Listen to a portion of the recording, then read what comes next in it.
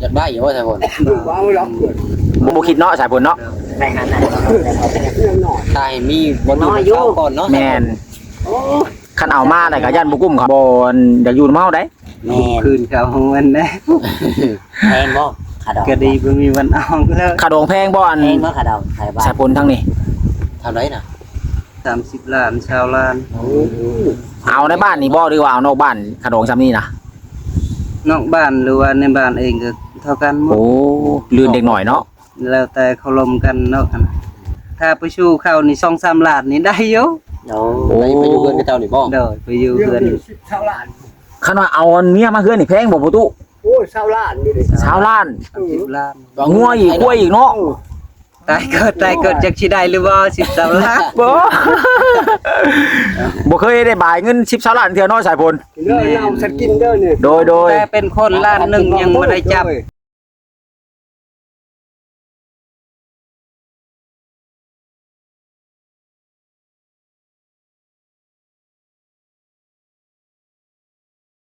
สบายดีประตู โอ้ยสวัสดีลูก เป็นจังได๋อยู่ดีมีแฮงอยู่บ่ โอ้ยโดย กินข้าวกินน้ำแล้วบ่พอเฒ่ามื้อนี้ โดยกินแล้ว โอ้ไปทางไหนเบิดชะมอยมีแท้มื้อนี้น้องสายฝนเพิ่นไปทางไหน สะพนเพิ่นไปหาใหม่ หาไม้มาเฮ็ดหยังพอตู้ ว่าสิมาคำนี่แหละว่าคำเพื่อนนี่แหละ เอา สาผมทองก็ได้บ่แบบจังว่าสาผมทองนี่ ได้ ฮะ มาหาเมียสิได้หัวใจมันยุ่งเลยก็ได้นะครั เอาแหละหั่นบ่ใหญ่หั่นอันว่าหั่นบ่ใหญ่บ่น้อยนี่ บคันล่องเลยต่อยได้ ลองดูกับไฟ เออ ห้องเป็นอยู่บ่อน คันล่องเลยต่อยได้นะ ลองห้องทีนี้ ดอกเพลงยังนี่ฮะ นายบุโต้บ่มึงว่า หั่นบ่ใหญ่บ่โตมีโตเพียงแต่2-3หน่วยนี่นะบ่เอ็ด ก็ได้แล้วมันลองเพลงกันถึงกับกีตาร์ก็ได้นะหาสต็อปสิได้ อืม ก็สิสิซ้อให้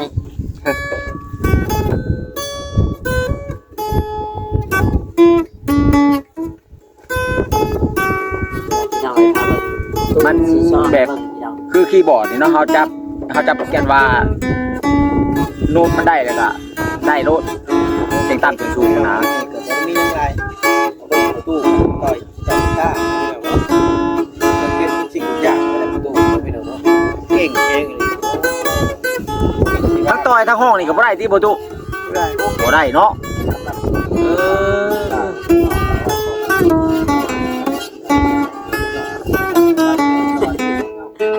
แม่นยังบัดนี้ ให้ก็เขียนร้อง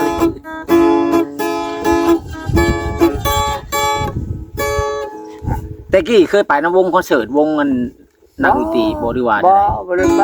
ตอนนั้นสมัครเราเห็นเขาเจ้ามาต่อยแบบเขาเจ้างานใหญ่เขามาต่อยแล้วเบิ่งเขาเห็นแนมมาเขาเลยเฮ็ด แน่มึงเขาเลยเป็น เป็น ตกบ่ได้คันเบิ่งคือชื่อกะตั้งมี IQ สูงอีหลีอะเนาะแน่เบิ่งชื่อก็เป็น กีตาร์นี่พอบ่ได้เลยเอาไม่พุ่งเลยมาเฮ็ดได้เจาะ โอ้ 3-4มื้อมันเป็นทิศแล้วจังแล้วก็เบิ่งคันมันไปเบิ่งอยู่เมืองโอ้คันมันแบบนี้แหละก็ มาเฮ็ดเอาบัด มาเฮ็ดเอาคันเฮ็ดคือกีตาร์ ทรายก็ไปหาพะแรงรถถีบเก่าแล้วมันดึงอยู่แล้วเนาะ ฉันได้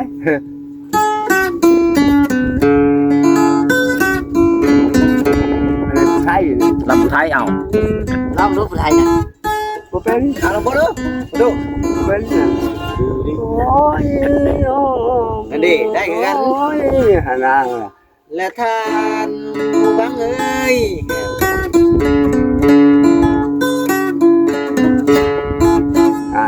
มันคอยง้อยทั้งหน้าอำเพ็ญสง่าและน้ำตามีทุ่งนาหลักนนสูงเรียบลำแคมน้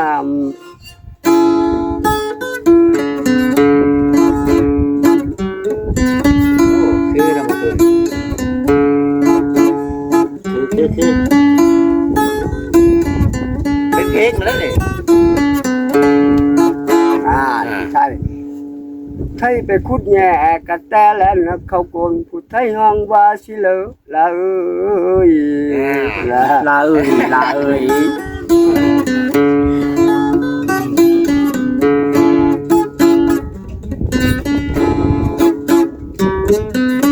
เอาพินลงมาอีกพอโต้คอยเป็นลูกพินนะเจ้า ฮะ เอาพินลงมาอีกมาดิ พิน มีอีกพินกะ พิน มี เอาแหล่ นี่เบิดยังขาดแต่กองด้วยนี่ฮะ ยังขาดแต่กองขั้นกองมานี่ข่อยตึ้งปึ้งรถ เดี๋ยวเปิดประตูกับเรา โอ้ยพี่น้องเอ้ยเอาพินบัดนี้พี่น้อง มาบ่จ้อย โชค นี่มันทางยาวนี่ บัดนี้อวยโตอวยตั้งอวยเตียงพี่น้องเอ้ยเนาะสิได้พา FC เฮามาเบิ่งบ่อนหม่งที่เพิ่นขุดหรือว่าขุดขุมที่เฮ็ดกันเปื้อนอะไรพี่น้องเอ้ยเตรียมจะตั้งเสามื้อใดก็ยังบ่ทันฮู้ประตูว่าแล้วแต่ทางอันผู้หลักผู้ใหญ่เพิ่นหรือว่าทางทีมงานผู้รับผิดชอบที่จะมาตั้งให้มื้อใดก็สุดแล้วว่าซั่นทางประตูเพิ่นนี่ก็บ่ได้ว่าในใดเนาะพี่น้องเอ้ยก็ดีอกดีใจนำทางประตูโจยเพิ่นที่จะได้บ้านใหม่อีกแล้วพี่น้องเอ้ยถือว่าบุญฮอดยอดเกี่ยวมื้อนี้ก็ได้มีโอกาสเวลาเนาะเดินทางผ่านมาทางนี้ก็เลยแวะเยี่ยมยามทางประตูเพิ่นซะก่อนมื้อนี้มาแล้วก็พ่อสิ่งใหม่ๆแปลกหลายอย่างพี่น้องเอ้ยประตูเพิ่นได้สีซ้อเนาะให้ทางบ่าวกับไผนี่ก็ได้เห็นได้เบิ่งแล้วก็บ่าวกับไผก็ได้ถ่ายทำคลิปให้พ่อแม่พี่น้องให้ FC เฮาได้เบิ่งได้ชมกันพี่น้องเอ้ยว่าประตูโจยนี่โอ้ยเพิ่นนี่ก็ถือว่าเป็นคนแบบขยันหรือว่าจังไดโอ้พี่น้องเอ้ยมีพินในพี่น้องเอ้ยได้โอ้ได้มาจากทางไหนประตูพินนี่ประตู เพิ่นมาแต่เพิ่นจะมีใครอยู่เลยมาแล้วเพิ่นว่าว่ามาตอนพระเฒ่า มาตอนประตู โดยโอ้ขอบใจว่ะ เพิ่งแล้วบ่ประตูเพิ่นมาตอนนี้ เพิ่นมาครั้งแล้วเพิ่นมากัน ประตูนี่ถือว่าชุดยอดอะไรเป็นเบิดชื่อว่าอันเครื่องเล่นพวกแบบคีย์บอร์ดนี่ก็บีบได้บ่ประตูบีบได้บ่คีย์บอร์ด พอขึ้นพอเฮียนเนี่ยบ่เกินทิศนึง บ่เกินที่นึงนี่เป็นเนาะ โดน ตู้นี่ใจป้องดีเลยพี่น้องเอ้ย พอคันเห็นแล้วคันใจแจ้งแล้วพอบึงนี่พออยากรู้จักเลยนะ โอ้ทุ่มเนาะ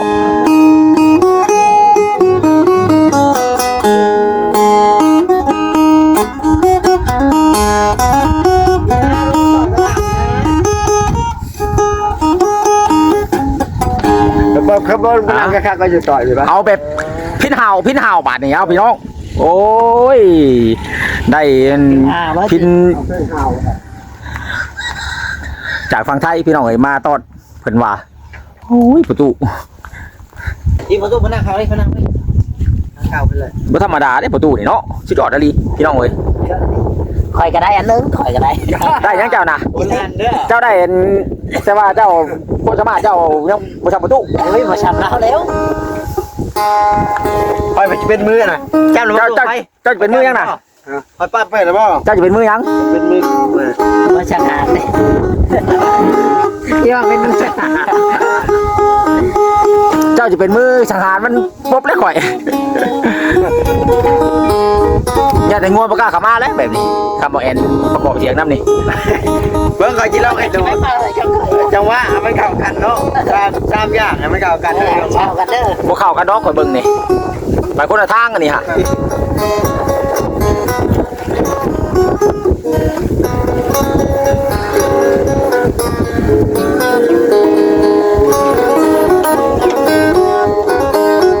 คุณเจ้าโอ้พินห่าวมันถือก่อนนั้นบ่จ่อยเว้นดังเลยเถอะ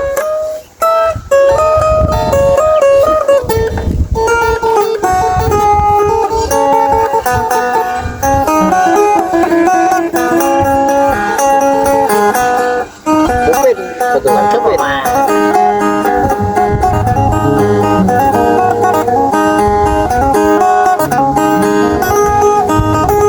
คนบุรีเป็นแต่ประตูเดียว เนาะ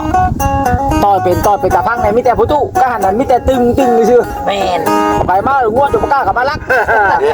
อุ้ยเนาะ เอาเสื้อมึงไพ่ดูประตูสักบาทหนึ่งตัวไพ่เลย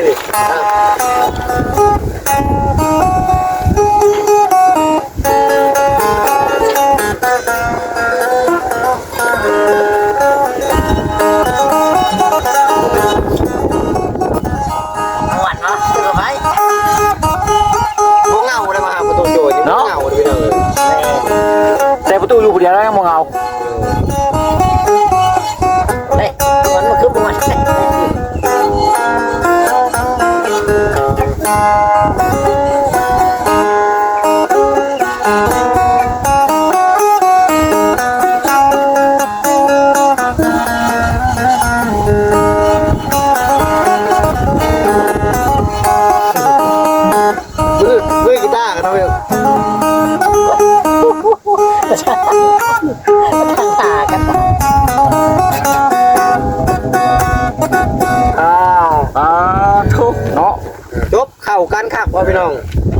ปัน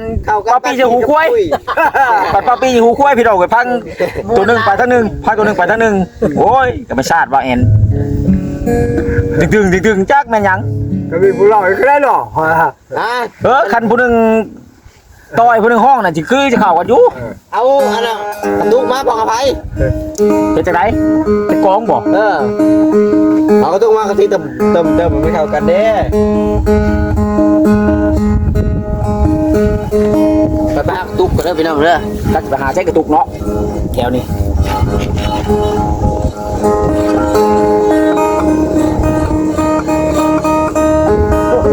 มันขาด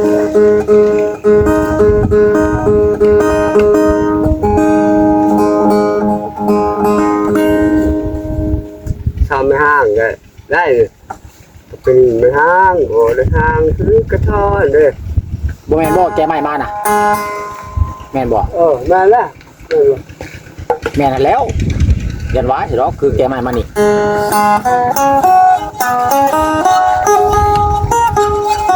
มาประหลัดได้ประหลัด อ๋อพี่น้อง ได้ประหลัด น้องสายฝนแกใหม่มาแล้วพี่น้องเอ้ยโอ้ยขับรถไถก็เป็นบาทนี่น้องสายฝนคนรอ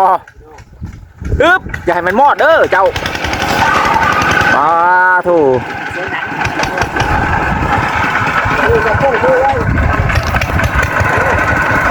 เอาลงหันบ่ไปกับผู้ใดนี่ฮะโอ้ยสบายดีน้องสายฝนมาตัดกับไผน้องสายฝนนี่ตัดผู้เดียวมาตัดอยู่ไสเนี่ย ไปคอนำตาจีดนี่มีเด้อ โอ้ รถไถใช่พ่น รถช่างพอดีคือดีพี่น้องไอ้มีรถกันศอกกันชนน่ะนี่ฮะมึงแน่กันชนรถไถพี่น้อง ลงไว้บ่เนี่ย จะเอาลงมาใช้นี่นะเอาโถพี่น้องเอ้ย น้องไม่ลงก่อนใช่พ่นก่อนไม่ลงก่อนใช่พ่นก่อน เอาพี่น้องเอ้ย ไม่เห็นสิ่งได้ ขอใช่พ่นตั้งอื่นเอาพี่น้อง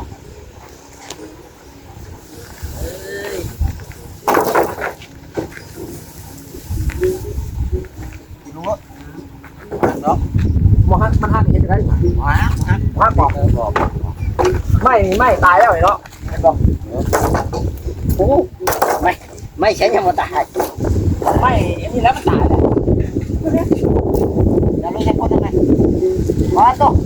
มันโมเมนต์นักกว่าคน หักหัวทั้ง มันข่าวได้ เก่าบ่จังนี่ นะข่าวได้ หักมันเสาเนาะมันสิมันก้อนนี่ฮะ บ่เพิ่นเอาคำแมวชื่อได ทำแมว คำแมวซื้อ ไม่ทำแมว คำแมวฟังไทยผู้อ่ะเพิ่นเอิ้นอีหยังเนาะพี่น้องฟังลาวเพิ่นเอิ้นว่าไม่คำแมว ไม่ข้ามเสาไม่งูเสาหลังขึ้นไปทางสูงพอได้ดักคอยเนาะ แม่บ้านนอกบ้านนาเขาเอิ้นว่าเป็นงานไม่คำแมว ไม่แมว ไม่จ่ายเช่า โอ้โห เขาเอิ้นไม่ต้องใกล้แต่เขาเอิ้นไม่คำแมว เวลานั้นก็มัดไปสิเนาะไม่ย่อ ไม่ย่อติไม่ย่อเสา ไอ้เยอะนี่ค่ะ มันยาชา ไอ้เยอะ ไม่คุณย่อ ไม่ยัง อันนี้ไม่ ไม่ทมมันก็อื่นไม่ทมมันก็อื่นจะได้บ้านนอกสายฝนบ้านยังจ้ะ ไม่ย่อเสา ข้าว ไม่เลือกไม่เลือกไม่ยังไม่เชื่อเป็นอะไร เลี้ยวเรียกเพิ่นเอามาส่งเพิ่นบ่หรือไผที่ป้าไปนี่บัด ส่งเงินอ๋อ30,000ก่อนเอามาส่ง แน่นที่อยากไปเลยน้องชายผม นี่เด้เสาหนา12บ่หนา15บ่หนา12นี่หนา15 15 ฮอดบ่ 13นะ13 เนาะ 13พี่น้องหลายคนด้วยกันอ๋อหลุด มื้อแรกนี่นอนค้างคืนพี่มื้อแรกนี่แกตู้ไปแล้วไป และ ไปซ้อมเต้นมื้อแรกนี่พี่น้องเอ้ยโอ้ทางนั้นก็ดีเนาะ เบิ่งเคยเบิ่งรถเขาบ่เคยเห็นรถจักเทื่อ รถช่างไอ้นี่ฮะรถช่างเหมือนกันแน่นี่รถช่างนะกันชนกันอย่างเรียบร้อย น้องพี่น้องรักเครือข่ายก็มีนะเด็ก ลักดูดอากาศ โอ้ รับมืออากาศนี่สองข้างพี่น้อง แม่นตาก็หุงได้บ่เห็นได้หาตาฮะสุดยอดนะฮะ ว้าย มีงานดองบ่ประตูอยู่ในบ้านนี่ แมลงนี่แหละ มื้อแรกนี่งานบ่นี่ป๋อเข็นกินรถแกตู้ไว้เมื่อกี้นี่ฮะ บางอันนั้นได้เงินไปช่วยดอง ซอยดอกบ่ เอ้ยมีดองในมื้อแรงนี่ฮะ ไปฮับเคยแน่เด้อเคยไปส่งรถไถ อยู่ใช่นะ นี่บันได อ๋อไก่บ่ บ่ได้ใกล้ ใกล้ เลยคงถึงไกลเด้อ ใกล้ โอเคได้15 บ่ได้ไกลไปเลยสิไปละ น้องเบยบ่ได้มาพี่บ่ บ่มันเฮ็ดอันน่ะกระทบมื้อนี้ เห็ดกระต๊อบบ่มื้อนี้ฮะ แม่น โอ้เห็ด โอ้ ได้ไสนะ เขาอยู่ฝุ่นบ้านเขา สบายดี โด เด้อย สบายดี อ้าวเพิ่นได้กระต๊อบแล้วบ่วันนี้น่ะ เฮ็ดอยู่บ้านเพิ่นเองแหละ อ้าวซื้อแล้ว ให้อยู่นี่ก็บ่อยู่ บ่ได้ผล แม่นชุมสิแม่นเลย เพิ่นซื้ออยู่ที่ไสน่ะ จักซื้อจักเพิ่นขอนำสบานบ่ฮู้ ขออยู่ก่อนบ่ หน้ามนต์เก่าบ่หรือว่าได้ใช่ มันเก่า อยู่เครือจานนะมื้อนี้ มันสิอยู่ตามห่มมะม่วงนั่นแหละตาม มื้อนี้ข่อยถือเล็กตัดงอมาเครือจานอยู่ข่อยว่าสิตัดออกยันเราตกขึ้นไปนอนหลายเทื่อหลักตกลงมาหันได้เจ็บย้อนข่อยว่าเวลาเฮานอนหลับอ่ะเนาะเจ็บย้อนได้ตกลงมาหา ไผเฮ็ดให้เพิ่นล่ะใช่เพิ่น เข้าบ่ล่ะ ยังบ่ได้เมื่อบ่คันบ่ล่ะพอพรเมื่อแล้ว ยัง อยู่หันแหละ อยู่นะเราสัญญา3คนครับ จิตเมื่อแล้วยังอยู่เนาะ บ่ได้เมื่อง่ายนอนเผาอยู่หันยันเราหลักขึ้นไปนอนเครือจานอีก สรุปแล้วนี่ เมื่อคืนนี้เขาเอาไปนอนที่ซุ้ม คุณบ่พรบ่ นอนคืนพี่น้องเขาบ่ลาว่าบ่ฮู้คือกัน ชุมนุมวิชัย บ่แม่น จุดชุมตรงวาย จุด ลำ ชุม ทาย ตั้งหวายลำถ้วยจุดชุมนู่นมีใส่ใช่อยู่ผูก คิดว่า อยู่ทางเล็กซิผูกน่ะเหมือนใกล้เพราะคนละทางเลยบ่จอย คนละเรื่องนี่ คือมื้อแรกนี่พ่อตู้เพิ่นสิไปงานดองบ่ใช่เพิ่นบ่ใช่เพิ่นก็ไปนำบ่ไป เพิ่งบ่ได้เสียผลสิได้เมียน้ำมูลเนาะ อยากได้อยู่ว่าใช่เพิ่น ว้าวล็อกเกิด บ่ยังบ่คิดเนาะสายผลเนาะ ในหันไหน ตายมีบ่น้อยอยู่ก่อนเนาะ แม่นคันเอามาได้ก็ย่านบ่กุ้มเขาเนาะบ่กุ้มเขาก็เขาสิบ่อยากอยู่นำเฮาได้ แม่ คืนเขาของมันนะ แพงบ่ขาดอก ก็ดีบ่มีวันออกแล้ว ขาดองแพงบ่อัน แพงบ่ขาดอกไทยบ้าน สายผลทั้งนี้ เท่าไหร่น่ะ คันว่า 30ล้านชาวล้าน เอาในบ้านนี่บ่หรือว่าเอานอกบ้านขาดองซ้ำนี่นะ นอกบ้านหรือว่าในบ้านเองก็เท่ากันหมด โอ้ลืนเด็กหน่อยเนาะ แล้วแต่เขาลมกันเนาะอันนั้น แล้วแต่ผู้บ่าวผู้สาวร่วมกันบ่ ถ้าลูกเขามักเขาไปขึ้นเอาก็บ่มีวันว่าคือกัน แต่ละคนสองคนมักกันนำบ่ แม่ คนสองคนมากันคือผู้สาวมักบ่าวสายพลนี่ผู้สาวมานำบ่าวสายพลนี่เว้าล้านหนึงนี่ก็ได้นะเนาะ ได้บ่ แม่นบ่สายพล ได้ เอาเว้านี่ ใช่เพิ่น จักแล้วยังบ่ฮู้คือกันแหละตัวนี้ก็ เอ้าผู้สาวมามานำเฮาเนาะผู้สาวมักเฮาเด้ฉาเว้า ถ้าไปชูเข้านี่ชาว2-3ล้านนี่ได้อยู่ โอ้ ไปอยู่เพิ่นกับเจ้านี่บ่ เด้อไปอยู่ เดื เพื่ อ อน น ชาวล้าน คันว่าเอาอันเมียมาเฮือนนี่แพงบ่ประตู โอ้ยชาวล้านนี่ดิ สาวล้าน 30ล้าน งัวอีกกล้วยอีกเนาะ ตายเกิดจักสิได้หรือบ่13ล้าน บ่บ่เคยได้บายเงิน10 20ล้านเทื่อเนาะสายพล เด้อเราสกินเด้อนี่ โดย แต่เป็นคนล้านหนึงยังบ่ได้จับนะแต่เกิดเป็นคนไอ้เล่ ตั้งแต่เคยเป็นคนนี่ยังบ่ได้เคยจำเงินฮอดล้านเนาะอันนี้10 20ล้าน เด้อ จักมันเป็นแนวไหน จักสิหา เนาะ ใช้คิดนอนฝันกันยังบ่พอนะ โอ้ยแล้ว คือเฮานี่ ฟันยังบ่ฟันได้ไหม นอนกลางเว้นกันยังบ่ฝันกลางคืนกันยังบ่ฝัน แต่พอจะบอกว่าจะบ่ได้เงินไอ้ช่วยดอก แล้วเงินในประตูมันสวยดอกเนาะพี่น้องเนาะ มีดอกมืออื่น ราคา30 บ้านตัวนั้นก็เขาบอก แหละ ตอนแรงนี่บ่หรือว่ามืออื่นปลูกอ่ะ คุณก็บ่มี ช เงิ อน บบัดมันชอย โอ้ บอกเจ้าบอกแต่ก่อนนี่บ่ได้บอกว่า บ่แล้ว แต่เก่าไม่ได้บอกเลย แต่เก่านี่ย่างกายไปข้อบ่ปากน้ำบ่ โอ้ยเงินโยมคือลูก ก็เป็นน้องชายพล เขา บ้าน เห็น นี่ ก็ยังขี่รถกายแล้วเดี๋ยวนี้เขาเห็นก็เขาก็จอด ไม่มีเลยสิเป็นว่าเงินให้ทะลุไกล โอ้ จอดเอารถ เงินใหญ่นอกจริงมองเงินน้อยเจ้า อันนี้แล้วเนาะพี่น้องจะเบิ่งคนมาเบิ่งตอนนี่แหละเนาะพี่น้องเนาะแต่ก่อนคือตอนที่เฮาบ่มียานจะบ่นำหน้าคือตาแต่พอแต่เฮามีบ่อยู่บนเช้า แม่น บ่อึดเนาะพี่น้องแม่นบ่ว่าแอน แม่น ถ้าเขามีผู้ใดก็จะเอิ้นพี่เอิ้นน้องเนาะ คันเฮาบ่มีนี่ แต่ย่างกายเขาฮอดบ่ปากน้ำ เขาบอกว่าน้ำซับ คณะพี่น้องเองชามปีเป็นปูนผู้กาย นั่นแหละ พี่น้องบ่ว่าเอ้ย สมพรบุหานเพิ่นจึงว่าทุกเพิ่นบ่ว่าดีมีเพิ่นจึงว่าพี่น้องเนาะ โดยแม่เลย ลุงป้าจังว่าร้านก็มีฮะผู้นั้นก็ร้านข่อยผู้นี้ก็ร้านข่อยคันบ่มีนี่โอ้ยย่างกายก็ ท้องอยู่ หลานก็ โค้งไกลๆย่านหลานห้องใช่ ลานก็บ่ฮู้แล้ว แน่นั่นได้พี่น้องเอ้ยทุกมื้อนี่นะความจริงโลกมาเว้า เนาะใช่พลเรือนี่เนาะ เด้อ คุมื้อนี่มีคนมาหลายบ่ เด้อ มื้อมีอย่างนั้นก็มีเนาะ เขามาลิ้นนั่นแหละ เขามาเล่นกับเอิง ตะกี้ บ่ฮอดชั่วโมงดอกเขามือ เป็นยังดีอยู่ได้เนาะใครกลัวบ่มีผู้มานั่งลิ้นนั่งเว้าคือแต่เก่าอยู่ ตะกี้นี่บ่มีซับ ตะกี้ตรงนี้เดี๋ยวนี้บ้านอื่นมาก็เขามาบอกดองคือปกตินี่ทบ้านนาทองเขามาหาพอไม่ได้พ่อลาวแล้วก็พ่อเขาอยู่ในบ้านบอกน้ำคอย ฝากไว้น้ำเจ้า เด้อบอกผักเอาไว้น้ำคอย ตะทองบ้านน้องเปยหัว แม่นไหม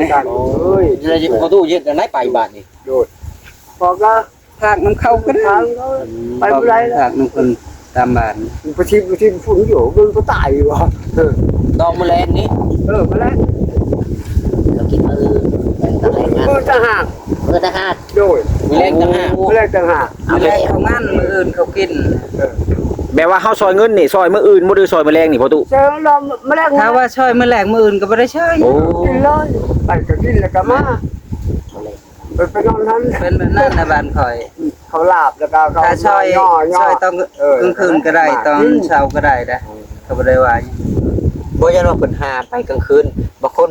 บางบ้านเพิ่นก็จะหาแต่ พอ ว่า แล้ว ไปสอนเราเช้าเนาะ แมลงเขาหายไปงั้น บาง แต่ผมไปงานนํกันบางหมู่บ้านก็ดี หายไปงั้นเด้อลายปืนเนี่ยก็ให้ ใช่ ปะ ช่อยตอนเช้าก็ผูกแขนเลยก็ได้ เอาลูกเนี่ย